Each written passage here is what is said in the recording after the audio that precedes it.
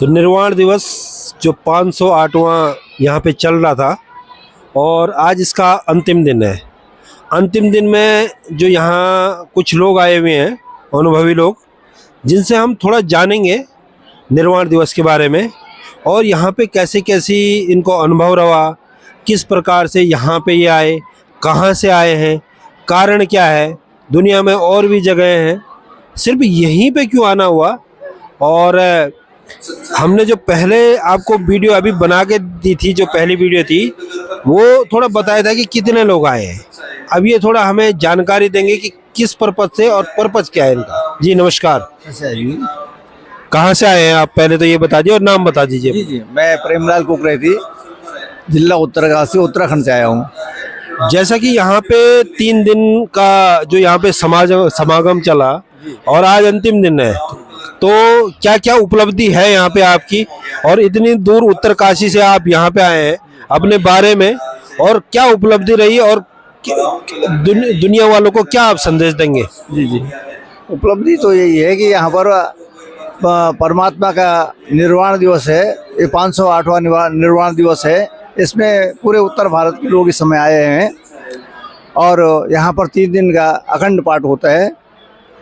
और अखंड पाठ के साथ साथ यहाँ पर जैसे बिना दहेज के विवाह और रक्तदान, अनेक प्रकार से यहाँ पर सामाजिक कार्य भी किए जाते हैं। जैसा आप उतनी दूर से आए हैं, पहले आपका बैकग्राउंड क्या था कि आप, जैसा कि बताया जाता है कि संत रामपाल जी महाराज जी की शरण में आकर कई लोग देवी देवता छोड़ देते हैं, इसके बारे में थोड़ा बताइए, आपका क्या बैकग्राउंड था और इसके बारे में हमारे दर्शकों में जो रूमर फैला हुआ है उसको थोड़ा क्लियर करने का प्रयास कीजिएगा। जी, देखिए जी, ऐसा है कि संत रामपाल जी के जो शरण में चला जाता है, वह देवी देवताओं की जो पूजा है वो वेद और शास्त्रों के अनुसार करते हैं।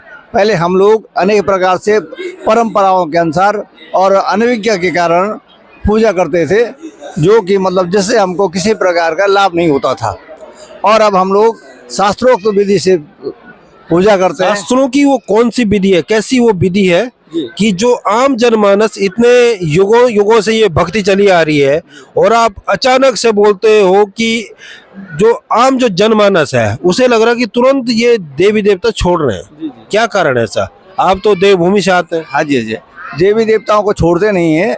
यहाँ पर परमात्मा हमको शास्त्र विधि के अनुसार, वेदों के अनुसार, गीता के अनुसार, अनेक जितने भी धार्मिक ग्रंथ हैं हम मतलब मानव के, उनके अनुसार भक्ति बताते हैं और जिससे सबको अनेक प्रकार का लाभ हो जाता है। जैसे सबसे पहले लाभ तो ये है कि मोक्ष की प्राप्ति होती है।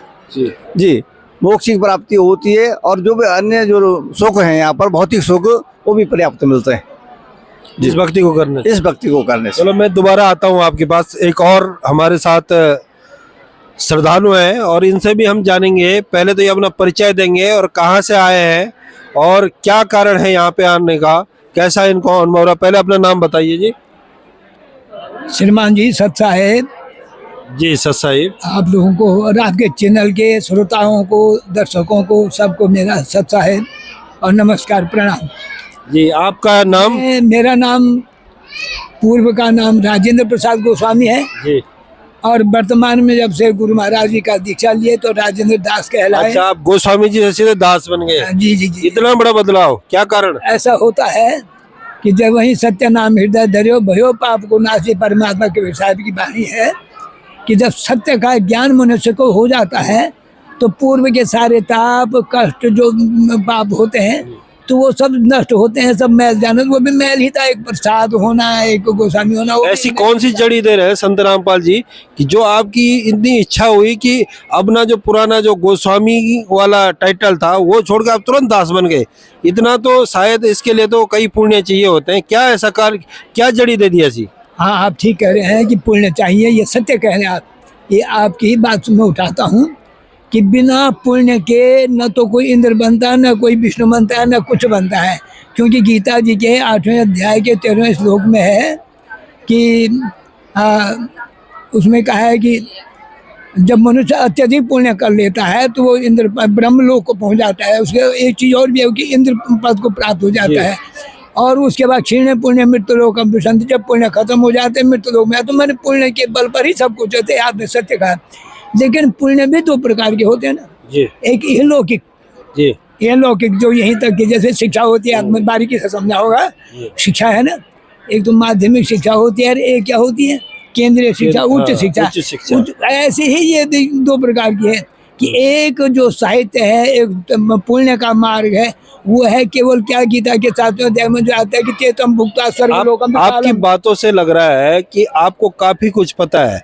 इतना कुछ पता होने के बाद भी संत रामपाल जी महाराज जी की शरण में क्या कारण? वही बता रहा हूँ, वही मैं चीज बता रहा हूँ कि वहाँ पर उन्होंने कहा कि वेद वाद रता इस प्रकार से आता है जी। कि अर्जुन को बता रहे हैं वेदों के पढ़ने वाले वेदों के आधार पर जो पूजा भक्ति करते हैं वो स्वर्ग तक की प्रार्थना करते हैं। अच्छा। और तो वो स्वर्ग के ते तम भुक्त्वा स्वर्ग लोकम विशालम क्षीण पुण्य मृत्यु लोकम विशंति।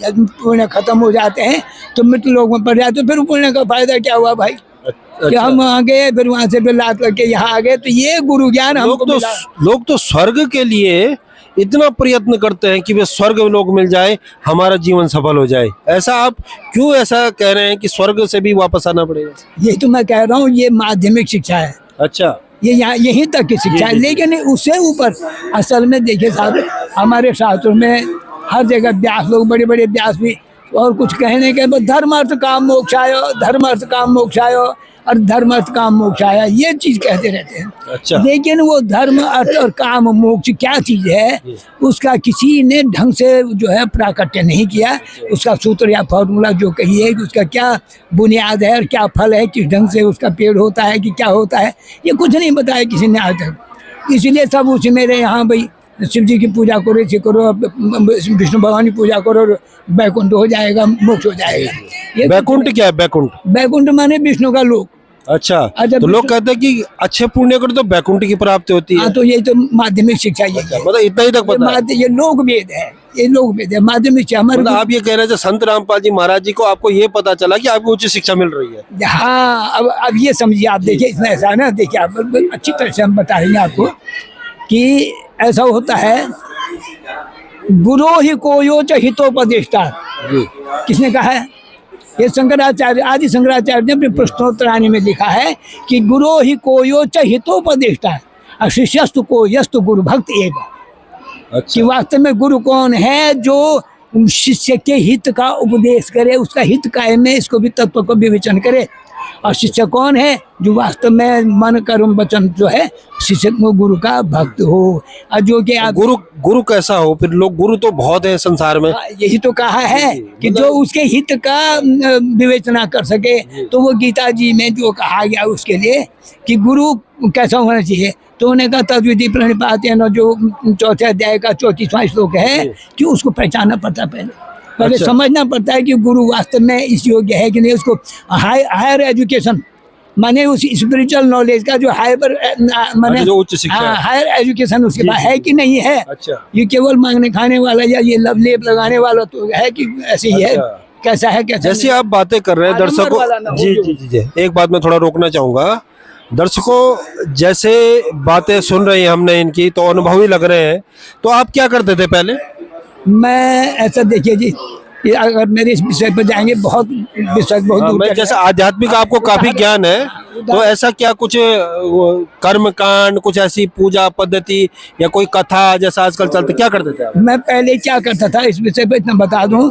मैं सन 1983, 84, 85 में उत्तर प्रदेश युवा परिषद का सदस्य भी रह चुका हूँ। अच्छा। और अपने विभिन्न कर्मों के कारण अच्छा। ये राष्ट्रीय मैंने सरकार के द्वारा, उत्तर प्रदेश सरकार के द्वारा जी, जी। एक नियम हुआ था, एक आदेश हुआ था अच्छा। कि प्रत्येक ब्लॉक में या प्रत्येक जिले में ऐसे युवक हों ये जो कई हुनर माने कई विद्याओं के माने क्रियात्मक विद्याएं, जिनसे कि रोजी रोटी वगैरह ऐसे कुछ ज्ञान हो। बहु प्रतिभा। हाँ, तो ऐसे ही कोई हो तो उनको जो है उनका नामांकन किया जाए तो उनके इंटरव्यू हो। तो मैं उसी में निकला था। अच्छा, तो उसमें एडीएम थे हमारे, उस समय उत्तर प्रदेश, उत्तराखंड नहीं था ना उत्तराखंड नहीं था, ये सन 83-84 बात है। तो अजय नबियाल जी थे हमारे एडीएम, उन्होंने 11 ब्लॉक की मीटिंग की थी, तो उसमें हमारा नाम ही जिले चमरोद से निकले थे। अब समझ जाए मैंने कई कर्म किए ना। अच्छा, तो उसमें मुख्य कर्म था हमारे पिताजी, अभी हमारी चर्चा चल रही थी यहाँ पर भक्तों के बीच में, हमारे पिताजी रामायण पर काफी गहरी वो रखते थे, रामायण पे तुलसीदास जी की। तो वहीं से हमें संस्कार मिले हुए थे। हाँ, बहुत बड़ी बात है। दर्शकों थोड़ा रोकना चाहोगी, श्री राम जी के नाम से आजकल आपको पता ही है कि बहुत बड़ा मुद्दा है। एक प्रकार से एक राम का नाम सुनाई देता है, एक श्री राम का नाम सुनाई देता है। इसमें भी हम आगे बात करेंगे कि असली राम कौन है, कैसे रामचंद्र जी कौन है, जैसे रामायण की बात कर रहे हैं, तो इसमें भी थोड़ा हमें थोड़ा गहनता से दर्शकों को थोड़ा बताएंगे आप। अच्छा, रामायण तो सामान्य बोलने की भाषा है, और दूसरी बात यह है कि रामायण केवल कहा जाता है वाल्मीकि रामायण को।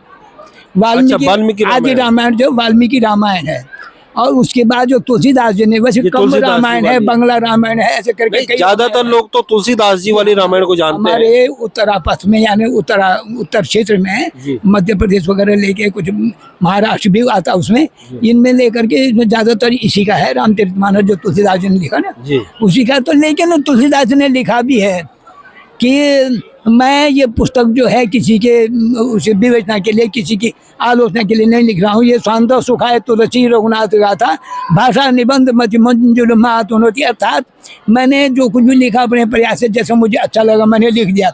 भले उन्हें ये भी लिखा है कि नाना पुराण निगमागम सम्मतम यद रामायण निगदितम क्वचित् धन्यतोपि शांत सुखाए तुलसी रघुनाथ गाथा।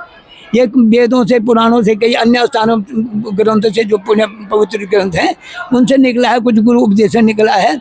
तो इस प्रकार से ये मैंने अपने मनोरंजन के लिए, अपने अंतर की सुख के लिए, अपने मैंने ये कि मैं इतना कुछ प्रसन्नता के लिए इतना कुछ पता, रामायण का इतना कुछ बता रहे हैं, तो आपको क्या लगा फिर भी आप संत रामपाल जी महाराज जी की? संत रामपाल जी महाराज जी तो जैसे उनका वेशभूषा है एक साधारण इंसान की तरह, कुर्ता सलवार पजामा, ना उनने लाल कपड़ा धारण करा हुआ है, ना ही उनने टीका चंदन लगा रखा है जैसा होता ही है आजकल।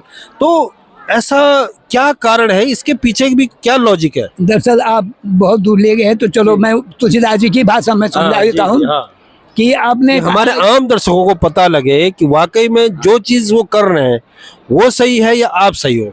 तुलसीदास जी ने लिखा इस बारे में बालकांड में कि वेश क्या चीज है। कोई किए हो कुवेश, किए हो सुवेश, किए हो सुवेश जगबंचक जेहू, वेश प्रताप पूजहि सब तेहू।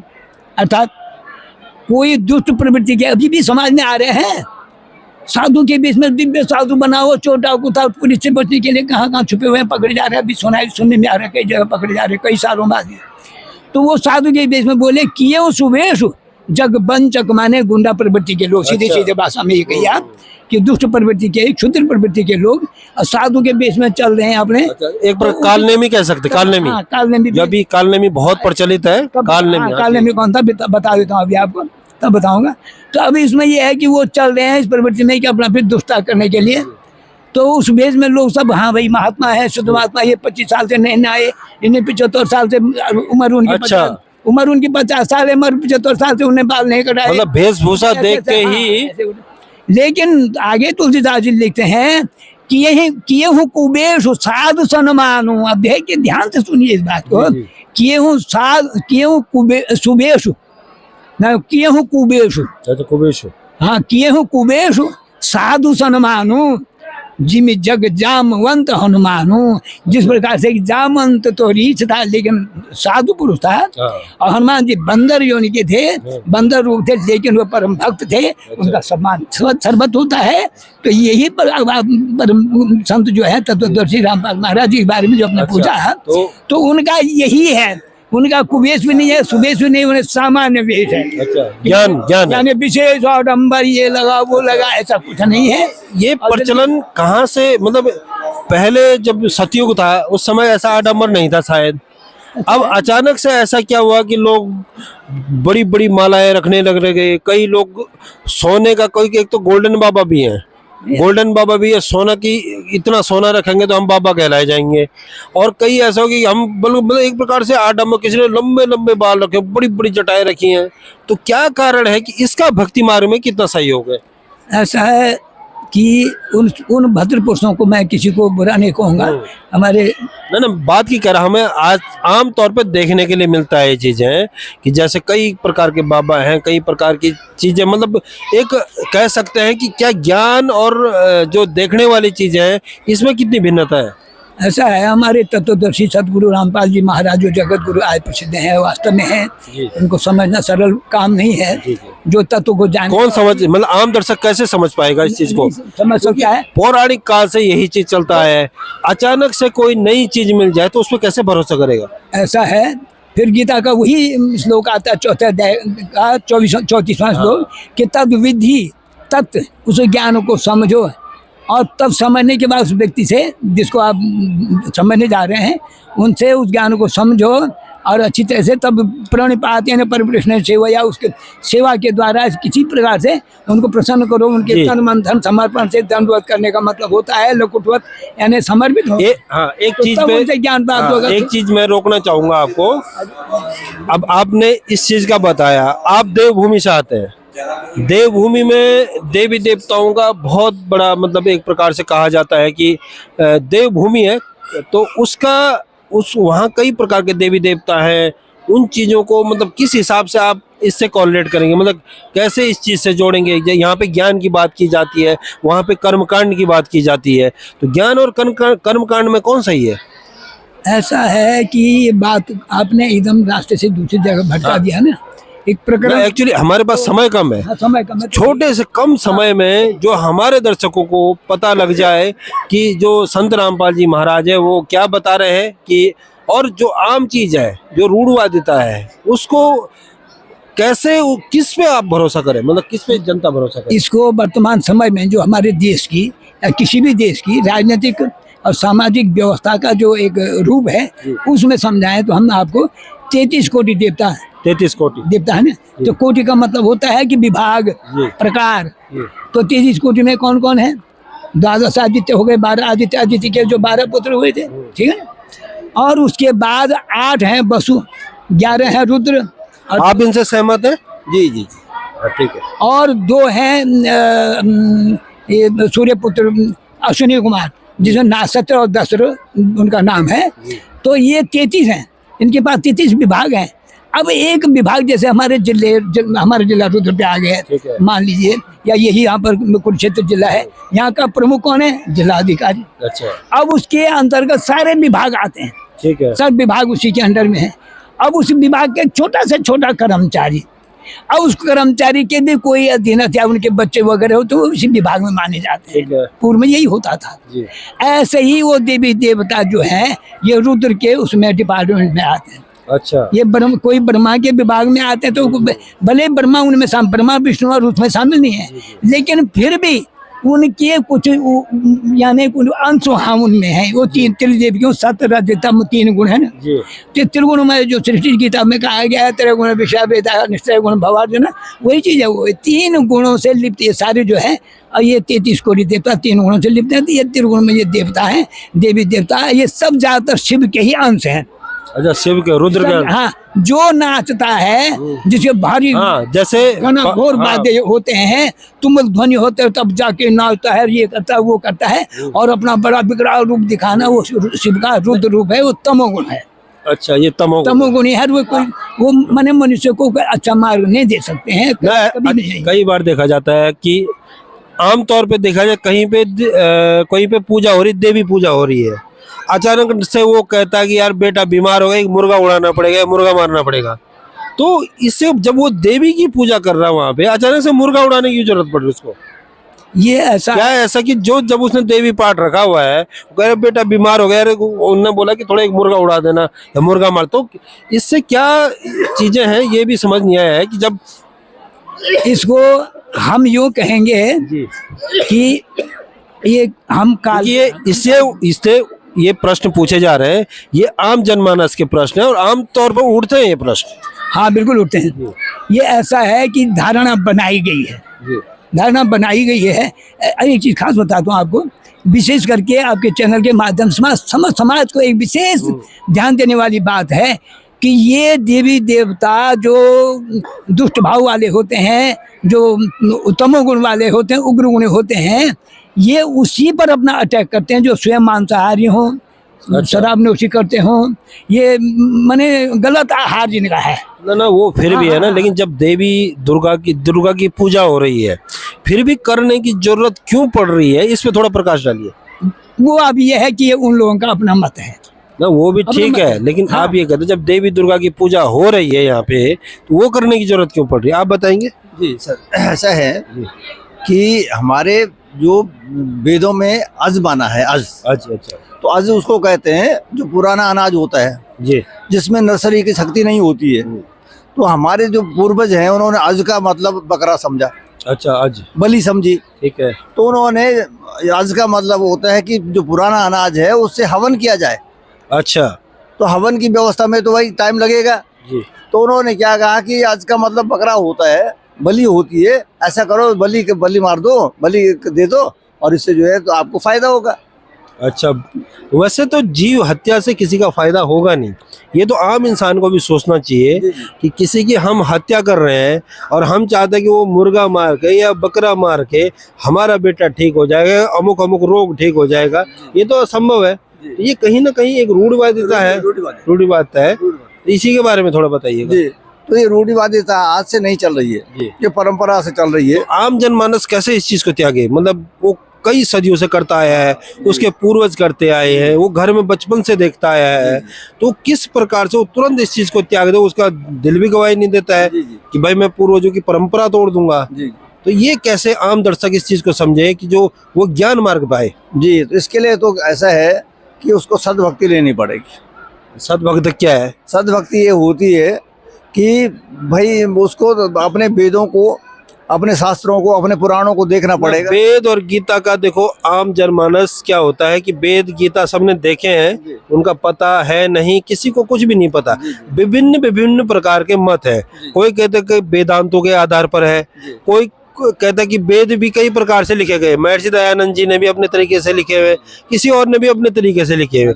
भागवत गीता में भी अगर आप देखेंगे तो कई प्रकार की गीता निकल चुकी है ना। अगड़ानंद जी वाली गीता अलग है, सतपाल महाराज जी वाली गीता अलग है, ये जय दयाल गोविंद, कई प्रकार की गीता है। तो एक आम जनमानस किस शास्त्र पर भरोसा करे? जी, तो ऐसा है कि जितने जो अनुवादक हुए हैं ना, इनको भी पता नहीं था।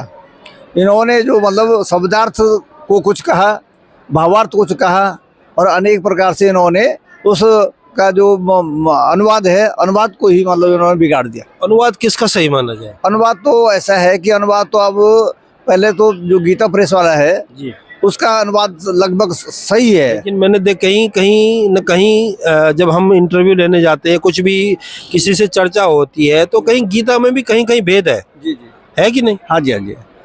तो अनुवाद तो अब मैं तो यही समझता हूँ कि जो संत रामपाल जी का जो अनुवाद है वो सर्वोपरि है। अच्छा, और अकाट्य है। अच्छा, मतलब जो उन्होंने अनुवाद किया बिल्कुल सटीक है, सटीक है, उसको मान लेना चाहिए, और उसको कोई काट नहीं सकता।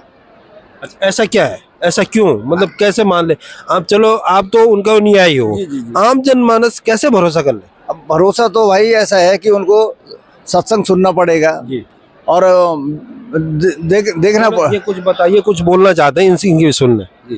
इसको जो है ना, अब हम जैसे अभी बता रहे हैं, हम पंडित जी ने बताया, हमारे गुरु भाई ने, कि संत रामपाल महाराज जी के नाम से तो बिदक रही सारी दुनिया।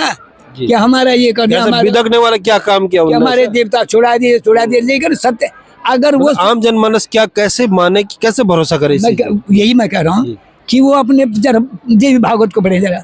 अच्छा, श्रीमद देवी भागवत में एक जगह पर प्रकरण है, मेरे ख्याल से प्रथम दूसरे स्कंद में है, जहाँ तो ध्यान आ रहा है, कि जन्मेंजय को बता रहे हैं कौन, व्यासदेव जी, की जीवन व्यवस्था, जीवन व्यवस्था में, सामाजिक व्यवस्था, जीवन व्यवस्था, श्रीमद देवी भागवत में क्यों नहीं, कि जैसे तीर्थ हैं, तीर्थों को पार होने का बोले, या तीर्थ में जाएंगे तो मोक्ष होगा, स्वर्ग होगा, स्नान करके। उन्हें कहा व्यर्थम च तीर्थादिगमनम पाप मेवावशिष्यते।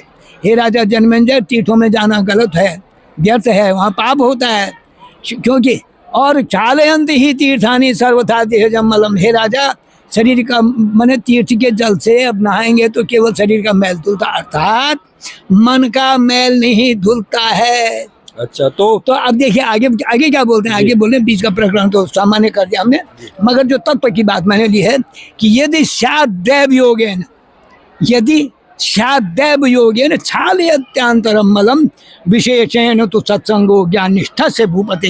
हे राजा जन्मेंजय, किसी तीर्थ पर अगर विशेष सत्संग जिसकी वाणी ऊंची हो और मैंने तत्वदर्शी हो, मतलब सबसे बड़ा तीर्थ की बात कर रहे हैं। हाँ, न कोई भी तीर्थ हो, किसी भी तीर्थ हो जाए, सबसे बड़ा तीर्थ क्या हो सकता है? देखिए गुरु जी ने कहा नहीं अभी, सतगुरु मालिक की वाणी है कि मेले ठेले जाइए, मेले सहज मिलाप, और पत्थर पानी पूछता कोई संत मिल जात। अच्छा। उन्हीं के बीच में कोई संत मिल सकता है, ये भी कह दिया है।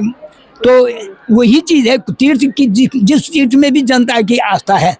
आपकी आस्था कहाँ है? आप वहाँ भीड़ कर लिए, जैसे केदारनाथ आजकल कार्तिक स्वामी में वहाँ भीड़ हो रही है, तो जहाँ आप जा सकते जाइए, घूमिए, भले वहाँ मोक्ष नहीं है, लेकिन पत्थर पानी पूछा कोई संत मिल जाए तो वही चीज का उन्हें, जैसे परमात्मा की वाणी है, कोई संत मिल जाए तो पत्थर पानी पूछा, पत्थर पानी पूछने वालों में इसमें। अच्छा। तो वही चीज देव भागवत में लिखा हुआ नहीं, यदि स्याद्दैव योगेन छालयत्यंतरम मलम, अंदर के मैल को धोने में सक्षम यदि दैव योग से तुम्हारे किसी तीर्थ में कौन मिल जाए, विशेषण तो सत्संग हो, जिसका सत्संग वाणी विशेष हो। सत्संग ही महत्वपूर्ण है। हाँ, विशेष तो सत्संग कैसे? ज्ञान निष्ठा, पूरी सुन लीजिए ना, ज्ञान निष्ठा से किसी ज्ञान निष्ठ व्यक्ति की, तत्वदर्शी व्यक्ति की सत्संग वाणी हो जो अंतर को छू जाए, तो बेटा जन्मेंजय मन का मैल धुल सकता है। अच्छा। और उसी मन के मैल के बारे में देव भागवत में और भी बता देता हूँ आपको। अच्छा। एक बड़ी मोक्ष वाली बात पे आ रहा हूँ, मोक्ष वाली बात पे आ रहा हूँ मैं आपके, है कि वहाँ देखो आम जनमानस को तो मोक्ष से कोई लेना देना नहीं है, अब